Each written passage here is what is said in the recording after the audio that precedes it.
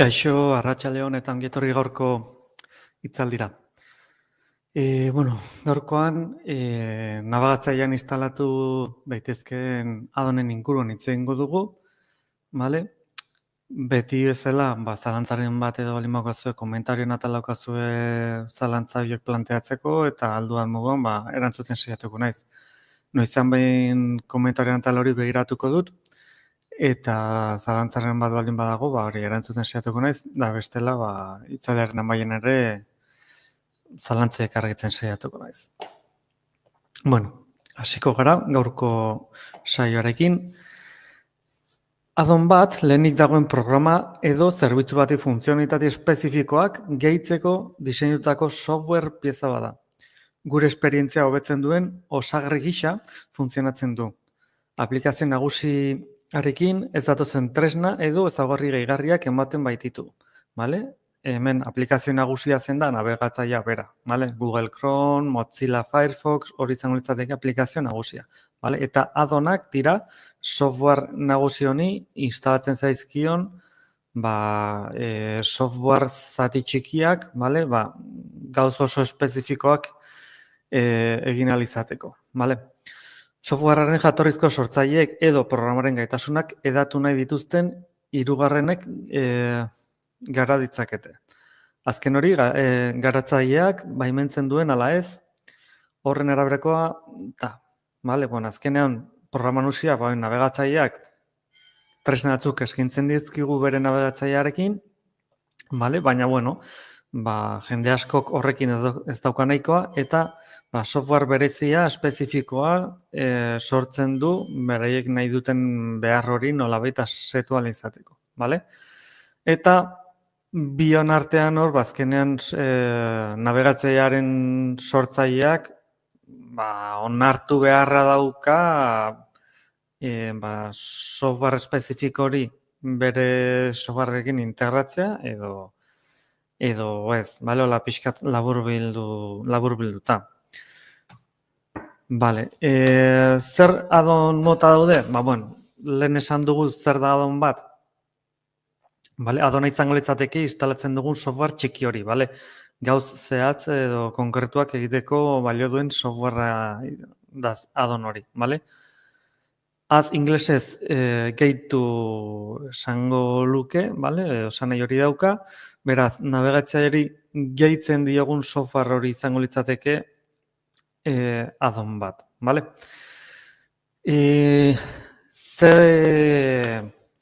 Ze adon mota daude? Adon mota pila bat, instalatzen dugun adon edo software txiki hori, mota edo gauza ezberdin asko egiteko adonak dauzkagu, Adibidez, nabigatzaileentzako luzapenak, iragarkien blokeatzaileak, gure webguneak iragarki intrusiboez garbitzen dituzte, nabigazio garbiago eta azkarroak gozatzeko aukera emanez. Niretzako hau da gehien erabiltzen dudana eta erabilgarriena nire ustez. Baina geroz eta oztopo gehiago jartzen dituzte webguneen sortzaileak aplikazio hauek ez erabiltzeko. Zergatik, iragarkien blokeatzaileak hitzak berak ja esaten du, esaldiak berak ja esaten digu.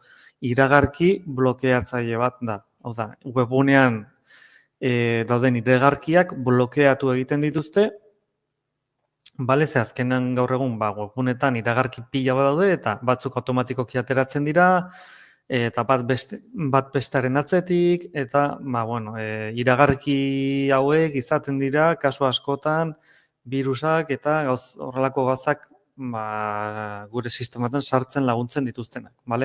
Beraz, gauza horiek saihestea komeni da eta adon hauek lan horretan laguntzen digute.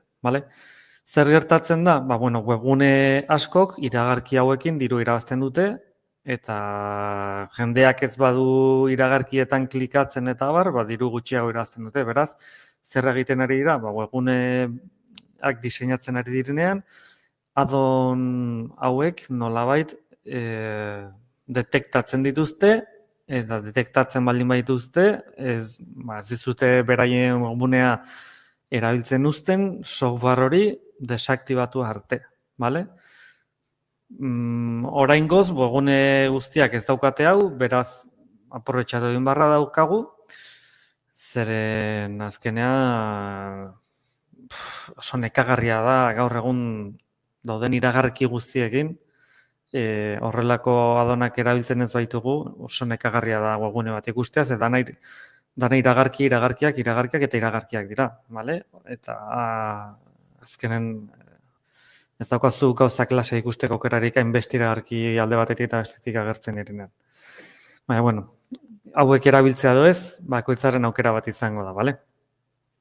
Beste adon bat, pasaitzen kudeatzaileak, bale? Olaineko segurtasuna funtsezkoa da, eta adon horiek gure pasaitz guztia seguru eta eskuragarri mantentzen laguntzen digute. Gure kontuetarako sarbidea arraztuz, segurtasuna arriskuan jarri gabe.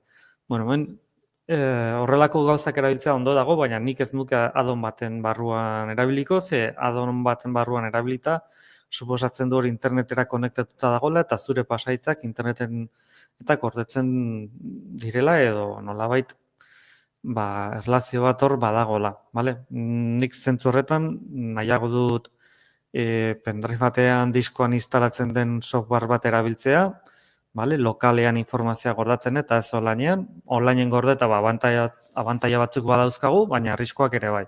Bale? Lokalean gordeta desabantailak dauzkagu, bale? Eta abantailak ere bai. Orduan bakoitzak akoratu beharko du ze sistema erabili bere pasaitzak eta kudeatzeko, bale?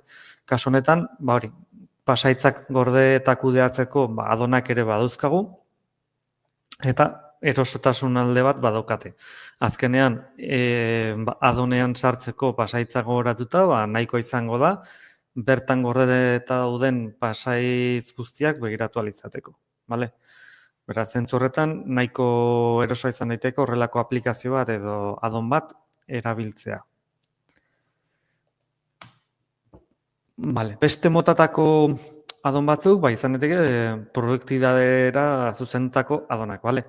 Noten aplikazioak ordenagailuan ez da hain ohizkoa horrelako gauzak erabiltzea, orokorren esaten dut, bale? Telefonoan oso ohizkoa izaten da telefonoko notako aplikazioa erabiltzea, ezen momentutan zeo zer apuntatu behar baldin badugu, papera eta arkatz bat boligrafo bat eskuraz baldin badukagu, telefono hartu, notako aplikazio ireki eta bertan gauzak apuntatu ditzazkegu, bale? Hortarako ordenagailuan, navegatzeari lotuta, horrelako adon bat jartzeko aukerare badaukagu, bale? Noten aplikazioak. Ezin hobeak gure ideiak kontrolatuta mantentzeko. Tresna hauek, notak, atazazerrendak eta oroigarriak azkar gordetzeko aukera ematen digute. Bale? Telefonoan egiten duen gauza bera, baina kasu honetan hau, ordenagailura zuzenutako adon batean sartutan litzateke. Bale? Beste aukera bat, lankidetza tresnak. Gure nabigatzailea elkarlanerako espazio bihurtzen dute eta dokumentuak batera editatzeko, proiektuak kudeatzeko eta gure taldearekin denbora errealean komunikatzeko aukera ematen digute. Bale? Pixkat, Google Driveek eskaintzen digun aukera hoien antzera esan dezakegu. Bale? Hau da, pertsona ezberdinen artean lanak osatzeko eta eskaintzen digun adonak izango litzateke kasu hau.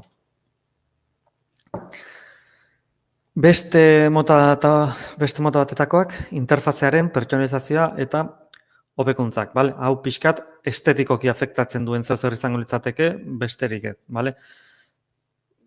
Baina estetikoki asko edo gutxi aldatu daiteke eta bakoitzaren gustura jartzeko, bale? Telefonoan jartzen dugun argazkiarekin egiten dugun moduan, kasu honetan ere, itxura aldatu egin dezakegu, bale? Pertsonalizatu egin daiteke. Gaiak eta eskinak. Eskin azala izaten da, bale? Eta gaia gai bat. Gure programa gogokoenean itxura aldatzen dute, koloreak, iturriak izango litzateke letramotak, bale? Eta estiloak personalizatzeko aukera emanez. Gure nortasuna islatzeko edo irakurgarritasuna hobetzeko. Hor nabigatzailearen arabera, den dantzeko bat izaten dugu, gaia edo azal horiek bilatu ahal izateko, bale? Eta horien artean, aukeratu dezakegu zein jarri nahi dugun. Interfezaren hobekuntzak, tresna barrak pertsonalizatuetatik, bale? Saguk keinuetara, adon hauek, erabiltzaile interfazaren gure navigazio beharretara eta ohituretara egokitzeko aukera ematen digute. Vale? Nik azkeneko kasu honei, ez duten besteko beharra ikusten, vale? Interfazaren hobekuntzak, ze azkenen xaguarekin keinuak eta nahiago dut xagu bat edo teklatu bat botoi ekstrekin eta botoi ekstra horietan nik nahi ditudan gauzak programatzen ditut, funtzioak, vale? Eta horrek lana asko horreztuko dit, eta ez interfaze bat, vale? Baina, azkenen hori ohitura edo gustunerako gauza bat izango da. Eta gaia taskiena, visualki gauzak asko eskertzen dira, bakoitzan dauzkan hobiekin eta, hor gai ezberdinak egoten dira, kolore ezberdinekin, argazki ezberdinekin, eta oso zaila dago esplikatzea, telefono askotan ere gaur egun badauzkagu temak eta instalatzeko aukera, telefonotan gertatzen den antzeko zer izaten da, letra mota, koloreak eta gauzak aldatzen dituzte, pertsonalizazio hori osatu ahal izateko. Bai. Oraingo zalantzarik planteatu ez didazunez, aurrera jarraituko dut. Segurtasuna eta pribatutasuna. Hemen ere, geroz eta gehiago, arazo gehiago sortzen ari dira, gobernu asko VPN-en erabilpenaren aurka jartzen ari dira, eta, zoritxarrez hori daukaguna, bale? VPN-a eta proxia ez dira gauza berdina, baina biak segurtasunari laguntzen digute. Adon hauek modu anonimoan eta seguruan nabigatzaileen laguntzen digute, gure nortasuna eta datuak balizko arrotzengatik babestuz, bale? Pribatutasun bat ematen digute, baina hemen ere kontuan izan barra daukagu VPN azkenen beste herrialde bateko ordenagailu batzuen bitartez konektatzen garala internetera, eta herrialde bakoitzak bere legeak dauzka, eta gure pribatutasuna pikutara dijoa, herrialde horietatik pasatzen, gure konexioa herrialde horietatik pasatzen den momentuan, pribatutasun hori galdu egiten dugu, herrialde horretan pribatutasunik ez baldin badago. Adibidez, estatu batuetan, alde batetik, VPN erabili dezakezu, baina gobernuak nahi duelako arrazoitzeatzi gabe, VPN-eko enpresa bati datuak eskatu ezkero, enpresak derrigortuta daude informazio hori ematea. Beraz, pribatutasuna badago, baina kakotx tartean, kasu honetan estatu batuetan, baina beste herrialde batzuetan hori ere ez dago. Txinan adibidez, alde batetik jende asko kexatzen da, interneta ez dagolako askatasunik internet erabiltzeko, baina jendea gehienak VPN bat erabiltzen du eta gobernuak badaki, baina ez du ezer egiten. Beraz, hemen gauz batzuk legeak dira, beste gauz batzu jendeak egiten duen gauzak izango dira. Baina, kontuan izan, VPN-ak eta proxiak doako zerbitzuak izan daitezkela, eta beste kasu batzuetan ordaindu beharreko zerbitzuak. Ordaindu beharreko zerbitzuak asko hobeak izaten dira, aukera gehiagorekin eta segurtasun handiagoarekin kasu gehienetan, Baina, hobe erabiltzea doako bat ez erabiltzea baino, variable asko daude tartean eta variable guztiak ez baditugu aztertzen zaila da erantzun zehaz bat edo konkretu bat ematea. Beste adon moto batzuk, kukiak eta arakatzaileen kudeaketarako. Gure online jarduerak nor jarrait ditzakeen kontrolatzen dute, gure pribatutasuna eta interneteko segurtasuna hobetuz. Hemen ere badaude modo inkognito eta horrelako gauzak egiten dituzten adonak eta navegatzea bera kaso askotan inkorporatuta dauka horrelako modu bat, baina denborarekin ikusi da, inkognito modu hauek, inkognito modu honek hitzak esaten bezala, inkognito moduan, suposatzen da, segurtasun extra bat ematen duzula, zu interneten nabigatzeko informazio horik ematen ez duzula, baina, errealitatea da, eta hori ez dela horrela, bale? Kasu askotan, modu horretan ere informazioa hartu dezakete, bale? Beraz, horrelako gauzak ere,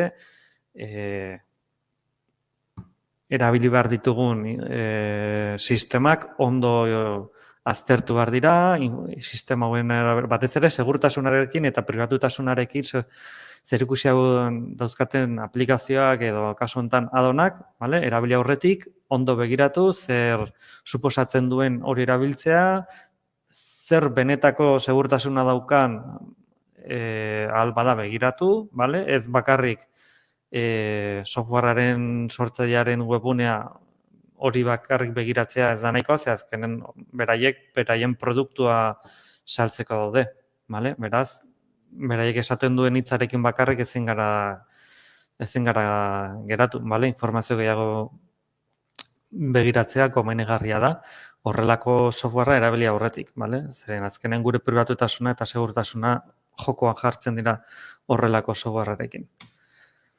Web nabigatzerako adon hobenak, vale?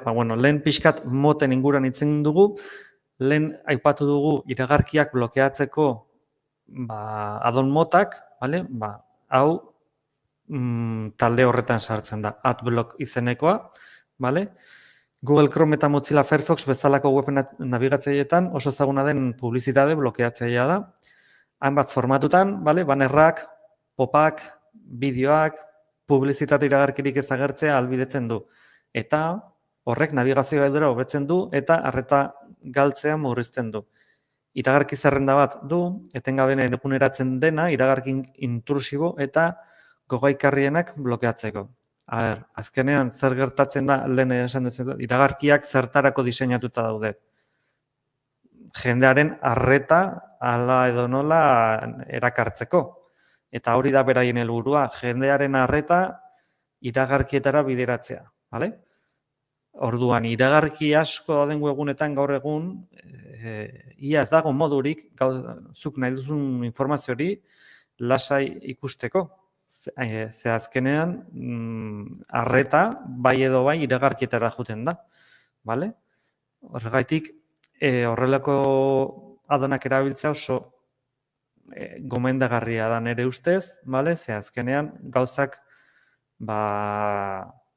hasteko modu segurogo batean, bale? Eta beste aldetik askoz informazio hori askoz lasai ikusteko aukera emango digute horrelako adonak, bale? Ze hori azkenean iragarki mota ezberdinetako iragarkiek blokeatu egiten ditu eta gauzak lasai ikusteko aukera ematen digu. Hori bai, lehen esan dizuet, horrelako softwareak geroz eta gehiago webguneak software hauek detektatzen dituzte eta horrelako software bat detektatzen dutenean software hori desaktibatzera derrigortzen gaituzte beraien webgunetan iragarkiak agertzeko, bale? Eta hori egin ezkero, beraien webgunea ikusi ahal izango dugu. Ikusi aldugun moduan, bale? Ze azkenean beste iragarkiekin webgunean dagoen informazioa ia ezin da ikusi beste iragarkiekin, kasu askotan, bale? Beraz, nik instalatza gomendatzen zuet eta horrelako softwarea onartzen den webgunetan behintzat erabildezagun eta beste webgunetan sistema hauek nolabait eszepzioak egitea onartzen dute eta badago aukera esateko webgun honetan mesedez hau desaktibatuta eta beste guztientzarako aktibatuta geratuko litzateke, bale? Eta horrela gure eszepzioak nolabait sortzen goaz eta onartzen ez den webgun horietan ez dugu erabiliko eta beste guztietan bai, bale? Hori izango litzateke nere gomendia. LastPass hau izango litzateke pasaitzak eta kudeatzeko daukagun aukeretako bat, bale? Lehen komentatu dugu pixkat nola funtzionatzen duten software hauek, bertan gure pasaitzak gordetzeko pentsatuta daude, nik esan dizuet, nik nahiago dut lokalean informazio mota gorde eta ez online, berrendio zein zerbitzutan, azkenen ere pasaitzak, nire segurtasun sistema dira edozein webunetan sartzeko, beraz, hori beste enpresa baten esku uztea, nik ez nuke aukeratuko, bale? Baina hori, bakoitzak aukeratu ezala zer egiten duen bere informazioarekin, bale? Ikusten ari garen aukerak dira, mota bakoitzeko bana gutxi gara, bera, bale? Kontuan izan, aukera asko izango ditugula gauza berdinak egiteko, beraz, adonen denda horretan sartzen garenean, begiratu komentarioak, pixkat Play Storean egin dezakegun bezala, begiratu jendearen aplikazio edo adon horren balorazioa begiratu, iritziak irakurri, eta abar, bale? Bueno, Grammarly. Kasu honetan Grammarly gure idazkera aztertzen du eta hobekuntzak iradokatzen ditu gramatikan, puntuazioan, estiloan eta baita gure testuen tonuan ere. Mezu elektroniko bat, sare sozialetarako argitalpen bat edo dokumentu garrantzitsu bat idazten ari garela, ere, Grammarlyk modu eraginkorragoan eta profesionalagoan komunikatzen laguntzen digu. Luzapena, ingelesez dago, bale? Beraz, hau, euskararekin funtzionatzeko, ez du funtzionatuko, bale? Gauzoiek ere, kontuan izan behar dira, aplikazio batzuk ingelesez egongo dira, beste batzuk gazteleraz ingelesez eta beste hizkuntza askotan, gauza hauek baloratu egin behar dira, bale? Bale, Joni, online denda bat bisitatzen dugunean, bilatu eta aplikatu automatikoki txekatunean, eskuragarri dauden deskontu koderik onenak. Gainera, sariak eskaintzen dizkigu puntuak opari txartelekin trukatu ditzakegunak, bale? Kasu honetan ere, okerrez banago, erregistratu egin barra daukagu, eta adon honek egiten duen aukera, eta adon hau bezalako beste asko daude, izen ezberdinekin, egiten dutena da, online erosi behar dugun denda horietan, denda horietarako deskontu kodeak dauden edo ez begiratuko du, eta gure erosketarako eskuragarri dauden kode horiek bilatu eta aplikatu egin goizkigu, bale? Horrekin, puntuak edo opariak nolabait akumulatzen joango dira, bale? Eta gero horiek trukatu genitzazkigu erosketengatik eta horrelako gauzengatik, bale? To-do list uste dela, Chromentzarako, kasu honetan, bale? Ikusi behar ditugun adon batzuk normalean edozen nabegatzailetan egongo dira eskuragarri, beste batzuk bakarrik batean, adibidez hau, uste dut bakarrik Chromerako eskuragarri dagoela. Gure nabegatzailea produktibitate zentro bihurtzen du, gure lanak eta proiektuak zuzenean kudeatu ditzakegu Chrometik. Atazak bezalako egunetik gehitzen ditugu, epeak eta lehentasunak ezartzen ditugu. Eta gure gailuarekin sinkronizatzen dugu guztia. Edonero gazela ere, antolatuta mantentzeko, pixkat interneta edo nube hori deitzen dana erabilita, aukera izango nuke lantaldean edo egiteko aukera eskaintzen dugun adon hau daukagu. Dark Reader. Luzapen horrek gunetako distira, kontrastea eta koloreak doitzen ditu. Ikusmenekia murrizteko batez ere, argi gutxiko ingurunetan, hemen telefonotan gaur egun ere badaukagu menura edo ajusteseko menu horietan sartzen garenean, normalean fondoa oso argia izaten da, txuria edo gris argia izaten da, baina justeko doikuntza bietan sartu ezkero, bi aukera ematen dizkigute gaur egun, bat argia eta bestea iluna. Iluna zer egiten du? Argiak diren menu edo atal horiek, ilun bihurtzen ditu, beltz edo oso gris ilun batean jartzen digu. Dark Reader hau helburu berdina dauka. Gainera, gure bakoitzeko ikuntza personaliza ditzakegu irakurketa esperientzia ezin hobea bermatuz. Irakurtzeko askoz erosagoa izaten da fondo txuri bat letra beltzekin, kontrastaldeak eta bisualki erosagoa izaten da irakurtzeko, baina bista asko nekatzen du. fondo ilun bat letra txuriekin jartzen dugunean, bista gutxiago nekatzen da, baina irakurtzeko pixkat gehiago zaildu egiten da, kontrastea aldetik eta okerragoa daukagulako. Vale? Baina, bueno, hor bakoitzak aukeratu behar du, formatu argia, formatu iluna, webgune batzuk online irakurtzeko izaten dituztenak, ja zuzenean beraiek hor botoitxo bat izaten dute modo argia edo iluna jartzeko, eta horren arabera, berak fondoko kolorea eta letren kolorea aldatu egiten du bi aukera horien artean, vale? Bakoitzak nahi duen aukeratzeko. Bueno, labur bilduz, adonak, vale, zure online esperientzia pertsonalizatzeko eta hobetzeko modu bikainak dira. Hainbat programa eta zerbitzuetarako funtzionalitate osagarri ugari eskainez, vale? Hemen pixkat denetik daukagu, gaur pixkat orokorrean hitz egin dugu, ze motatakoak dauden, gero mota batzuetan dauzkagun aukera batzuk aipatu ditugu, vale? LastPass, AdBlock, vale? Baina milak aukera dauzkagu adonen artean gauz ezberdinak egiteko. Beraz hor, bakoitzak daukan beharrenaren arabera, vale? Bilatu dezala adonen denda atal horretan, ze aukera dagoen berak nahi duen lan horretarako, vale? Bilatu dezala musika entzuteko edo hau ez egiteko eta horre bilatu dezala berak nahi duen adonak, vale? Berak dituen behar horiek asetzeko adona bilatu behar izango du, vale? Era berean, kontu handiz aukeratu eta gure adonak eguneratuta edukitzetik online esperientzia aberatsagoa, produktiboagoa eta seguragoa izan dezakegu, vale? Kontuz izan adonak instalatzeko momentuan, vale? Begiratu zenbat jendek instalatu edo eskarratu duen adona, iritziak ondo irakurri, vale? Ze azkenean adonak software bat izaten dira eta softwareekin batera kasu askotan arriskuak datoz. Beraz, arriskuak ekiditeko, vale? Begiratu ezazuez nor sortutako softwarea den, vale? Balorazioak, jendeak ze balorazio egiten duen aplikazio edo adon horrekin, eta vale? Pixkat zentzuz jokatu behar da, zentzu horretan. Vale? Telefonoan egiten dugun bezala. Play Storetik edo zen aplikazio deskargatu eta instalatu horretik, vale?